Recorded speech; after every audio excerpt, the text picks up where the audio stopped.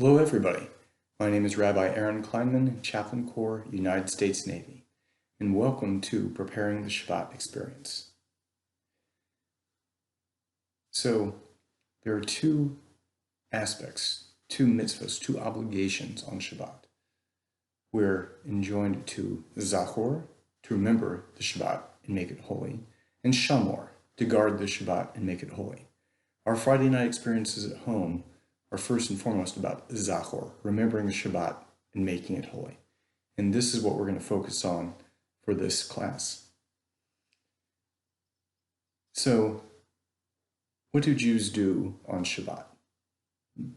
Friday night is a wonderful time at home. We have food, we have singing, we have wine, we have candles. It's supposed to be the highlight of the week. So how do we do that? Well, this class hopefully will show you so you can prepare your own Shabbat experience. First thing we do is we want to dress up.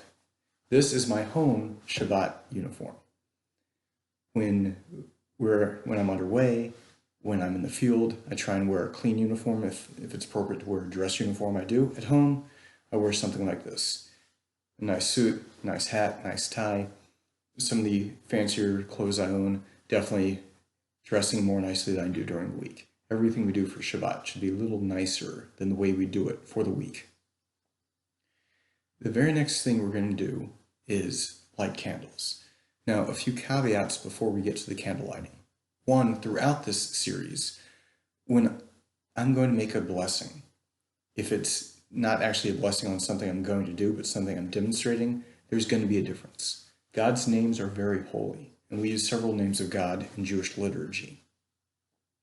In order to avoid tossing around names of God lightly, we're not always going to say them the way we do when we actually make the blessing.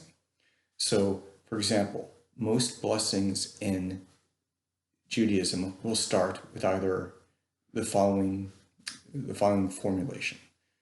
And I will say this for training purposes only as we put in the Navy. They'll either start Baruch Atah Adonai or Baruch Atah Adonai Eloheinu. Okay, so we are going to use the term Hashem instead of the more holy name Adonai, and we're going to use the term Eloheinu instead of the more holy word Eloheinu. But when you're making blessings at home or when we are making them for real, please use the appropriate words. Okay. Secondly, there are going to be a number of resources available with links posted at the end of this year. One of them is the Shabbat Friday Night Guide by Project Inspire and Aish HaTorah. The other is the Morasha or NLE syllabus on Shabbat 2. Those will be both posted with links to the end. And also there are a few links for songs. I'm not blessed with the musical gift. I suffer from RDD, rhythm deficiency disorder. So I may sing a few blessings or songs during the course of this event, but if you want to hear it done well or better, you'll have links to be able to download some other tunes by more accomplished singers. All right, that being said, let's get to it. There's an obligation to light candles on Friday night. This obligation is for a couple of different reasons, not the least of which is it brings joy to the home, and according to some, it may even bring a little romance into the home. And the imagery of Shabbat and the Jewish people is the imagery of the Jewish people as the groom and the Shabbat as our bride. Shabbat is a special time set aside just for us. So there should be a romantic atmosphere about the Shabbat table. So to demonstrate lighting the Shabbat candles, I'll get my romantic interest, my wife, Hillary.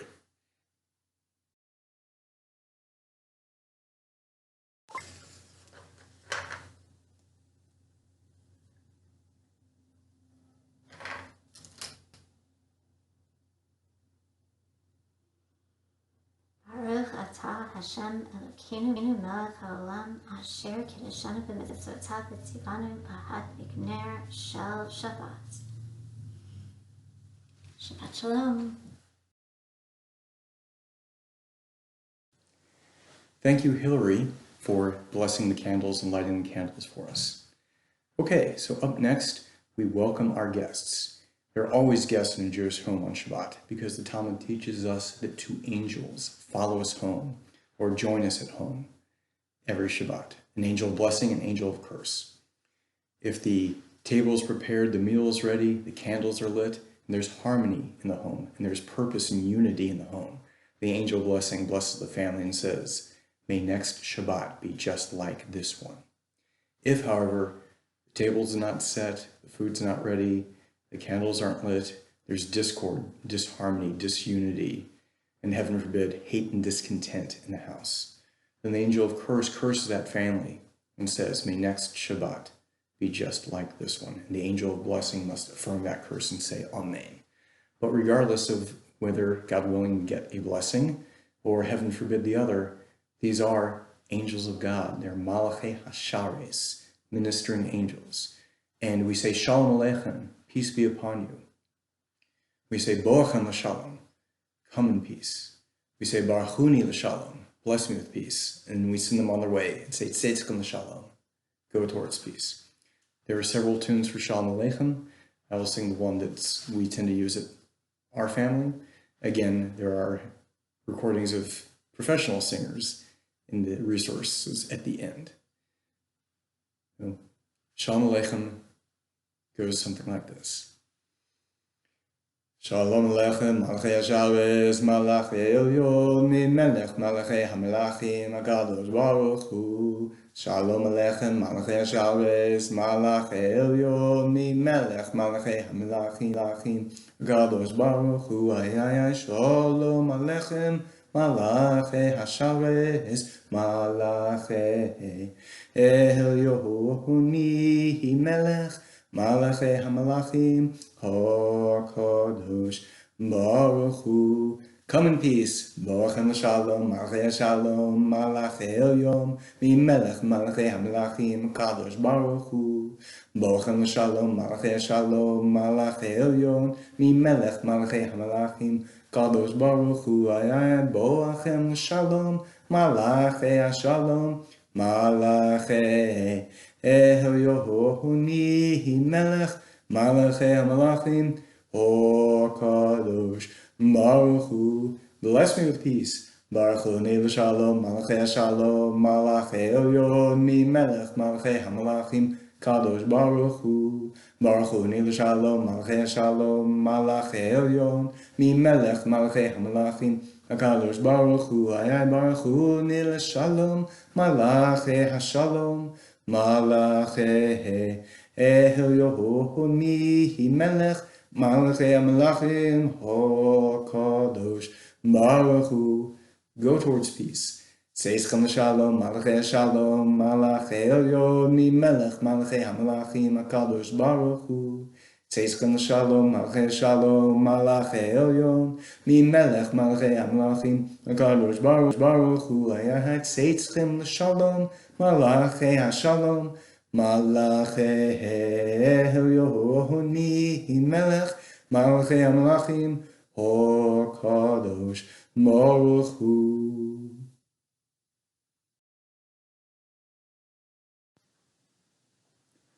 Up next is Ashes Chayil, a woman of valor. It's the closing part of the book of Proverbs and is traditionally sung on Friday night, prior to Kiddush.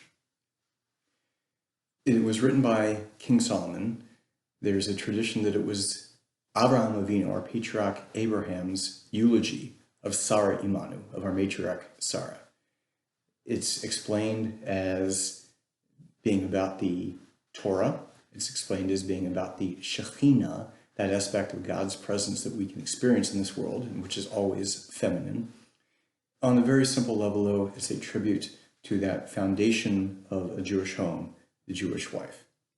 You can find it in the Friday Night Shabbat Guide source sheet, and in English and in Hebrew, and in transliteration. Note on English and Hebrew, God speaks English just fine. So if we can do Hebrew, great. If not, he's fine with English. I remember my brother, when his children were younger, he would do Ashes Chayil in English, and he'd put on different voices. The one I remember most clearly was his pirate voice. So whatever it takes to keep your heart lively engaged, your children lively engaged, your family, your wife, and your guests lively engaged. That's the appropriate thing to do for Shabbat. So, here we go. Eishes chayo miyimsol rachok mitninim nechra batach bachlev bala v'shala lo yachsa gamarasu tov lo ra kol yemei chayeha dasher zemo vishtim etas nachas kapeho hayasek on yosoche menechak tavi lachmo takom biohud laila v'titim terech levesa chok noroseha Sama zedia vitkachehu miperich abenata karim chagarav yozmasneha tanit zroseha da'ama kido zachro lo yichbe belayla nera yideha shilcha b'kisho lecha betam chufalech kapab hasalioni vayadeha shilcha levion usia levesa mishale kicho bezot vushonim ma'arim asaloha sheish v'gamal levusha No lavish arin bala, the shito in zikne aretz, adin asatim kol, chago nasan lekanani, oz hadalusha, tischak liyom acharon, biha pascha lechokmo, v'soras chesed al shona, sevea lichos besa, v'lechem lus lo sochel, kamu lanu ashrua bala, baya hala, rabos banu sasochel, vatalis al kulana, Sheke hachin vehevel hayofi, Isha yiras Adonai, Hisis hala, Denu laha mivri yadeha, Vihaluha b'shayim maseha. Immediately afterwards, we go from this to blessing our children, and we give them the Kahanic or Levite blessing. Now, let me see if I can go scrounge up a child to give a blessing to. Okay, so I've located one child, in fact 2 children, and we'll proceed to give the blessing to our children. It's a tradition on Friday night for parents to bless their children. I tend to do it even in absentia, so even if I'm not home, I'll put my hands out and think of my children and give them a blessing via long distance. On an even more emotional note, when I get to have, my father has been dead for over 20 years. And when I get to have Friday night supper with my in-laws, my father-in-law will give me the blessing, and it's along with his daughter, and it's a wonderful feeling. And of course, certainly teenagers, this is also a good bonding experience. Even if things are a little rough in the parent-child relationship, for the parent to affirm his love and bless the child is a wonderful thing.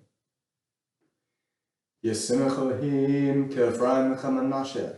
May God make you like Ephraim and like Manasseh. Yevarecha Adonai yishmerecha. Yair Adonai panav elecha v'yichunecha. Yisa Adonai panav elecha v'yasemecha shalom.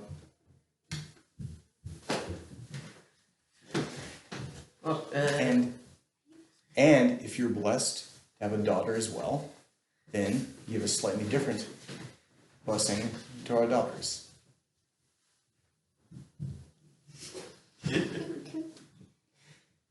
Yisamech Elohim, Kasar, Richa, Rachel, Valea, Yevarech Chal Noach, Yair Adonai Panav Elecha v'Yichunecha, Yisa Adonai Panav Elecha, Yasemecha Shalom.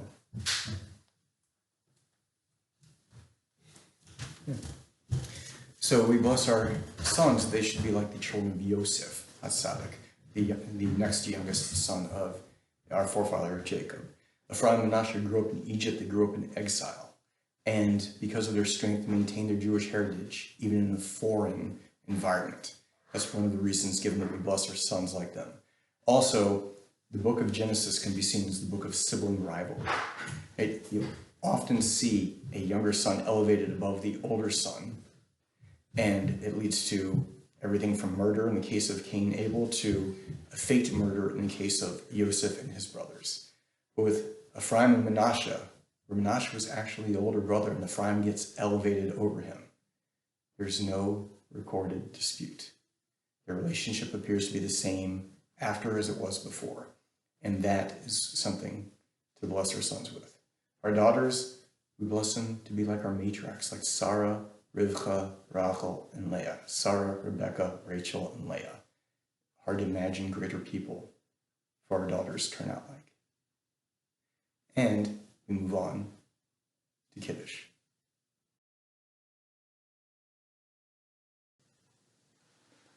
Next up is Kiddush. We will make Kiddush. We will sanctify the day on wine. A brief word on wine. Yes, we should use kosher wine. The good news is there are now hundreds of varieties of good kosher wine. We can get them online. I've seen them at the package store at Naval Support Activity Bahrain, Naval Support Activity Millington, Marine Corps Air Station Yuma, Arizona. Anywhere you are, you can get kosher wine.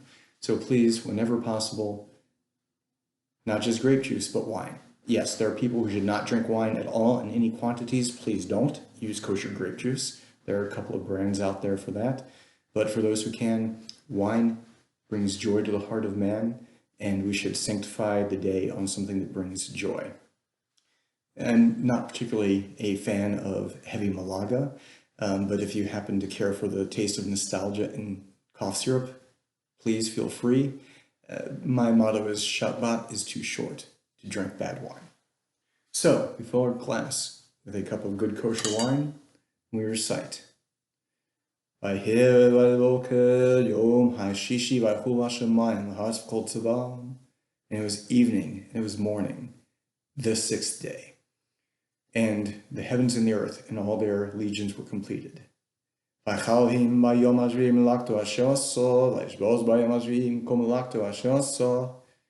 God completed on the seventh day all the work that he had done, and he rested on the seventh day from all the labor that he had done.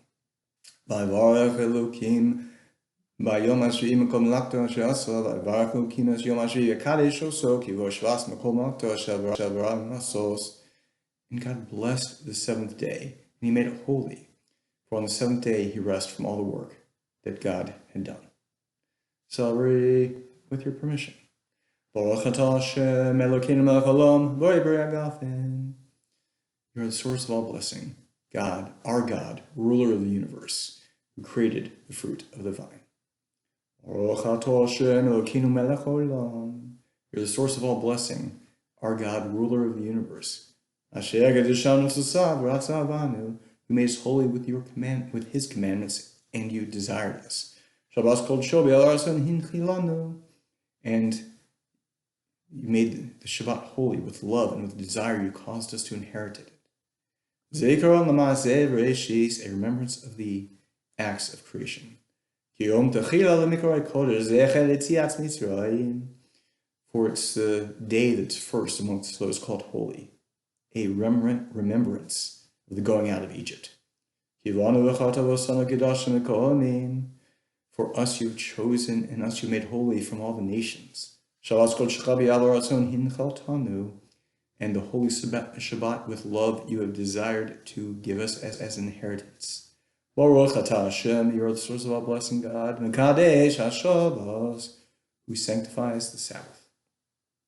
Now, on a hygiene note, if you're doing the kosher bracha, make everybody have, pour first, then drink. You should have at least half of your glass left, and you can pour individually if you have just a few, or if you have a large crowd, pour into another container, fill that up with grape juice or wine, fill your cup back up with wine, and enjoy a nice cup of wine. L'chaim. We will stop one moment on the dual aspects mentioned in Kiddush, that Shabbat is a remembrance of the act of creation and a remembrance of the going out of Egypt. What's the difference? A remembrance of the act of creation, the acts of creation, is that God rested on the seventh day and he made life, the universe, and everything. Going out from Egypt is different. One, it represents a personal relationship with God. God took us personally as a nation and as individuals from the land of Egypt and set us free. Secondly, if God were just creator, he could be Aristotle's unmoved mover. That's not who he is. This is a God with whom we have a personal relationship, who is intimately involved in the daily aspects of life. And he intervenes on behalf of whomever he chooses to intervene. So, Shabbat is a testimony to both those things. L'chaim, good Shabbos. Next up, hand washing and hamotzi. So the next to last thing we're going to do is wash our hands. We make hamotzi over the bread. So hand washing takes us back to the temple times, when the kahanim, the priests, had to eat their food in a state of ritual purity. So as a remembrance of that, we're commanded to do the same today whenever we partake of a bread meal. So there's a ritual of washing the hands. We pick up first we remove anything that will intersperse between our hands and the water, like our rings. Take a wash cup. Now in my family we usually do this in the sink. For convenience, I have got a basin here.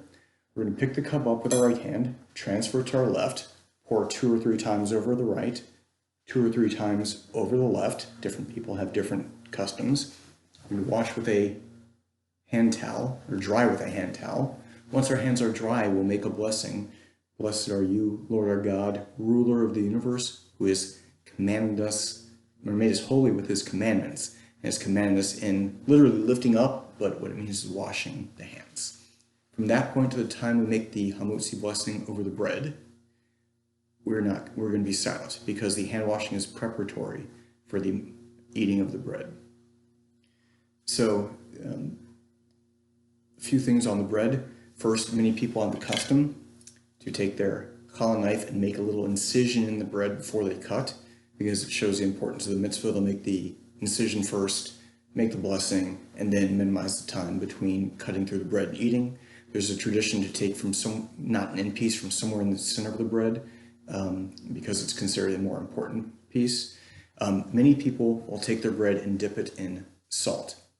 A Jewish table is supposed to be like the mizbeach, like the altar in the Holy Temple. And when we eat a meal, it's supposed to have the same kind of holiness as bringing korban, loosely but poorly translated as an offering, on the altar in the Holy Temple. All the korbanos, all the offerings are brought with salt. So many have the custom of dipping their bread in a little bit of salt beforehand. Salt also an eternal promise between God and the Jewish people. However, because no offerings were brought at night, some have the tradition to specifically not use salt on Friday night. Whatever your tradition is, both are fine. So I'll demonstrate the washing of the hands and cutting the bread, but these are the breads we're actually going to use for this coming Shabbat, so I'm not going to cut and eat. Transfer to the left.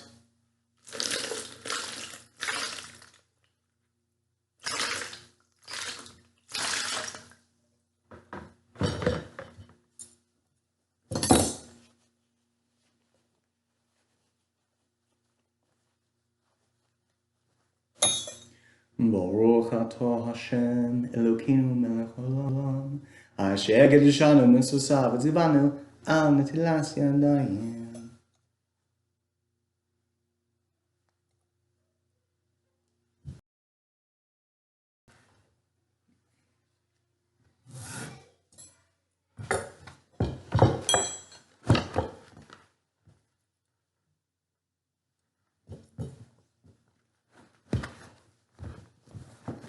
Baruch atah Hashem Elokeinu melech haolam hamotzi lechem min haaretz. Blessed are you, Lord our God, ruler of the universe, who brings forth bread from the ground. Then we cut, we put in salt, distribute on a challah plate to the rest of the family, and it's time to enjoy. Last thing we'll close with on the Shabbos meal. Take some time to prepare for the ruchnius, the spiritual aspects of the meal. Go online, find some things to say about the week's Torah portion, or about something that's happening in the world, something that's from a Jewish point of view, a Jewish perspective. Find inspirational stories, share them with your family. Find songs. Again, there's a list of links in the back at the end of this video for different songs you can sing on the Shabbat. Make it a holy, a special, and most important, a joyous occasion for you and for your family. And this is Rabbi Aaron Kleinman, Chaplain Corps, United States Navy. Shabbat Shalom.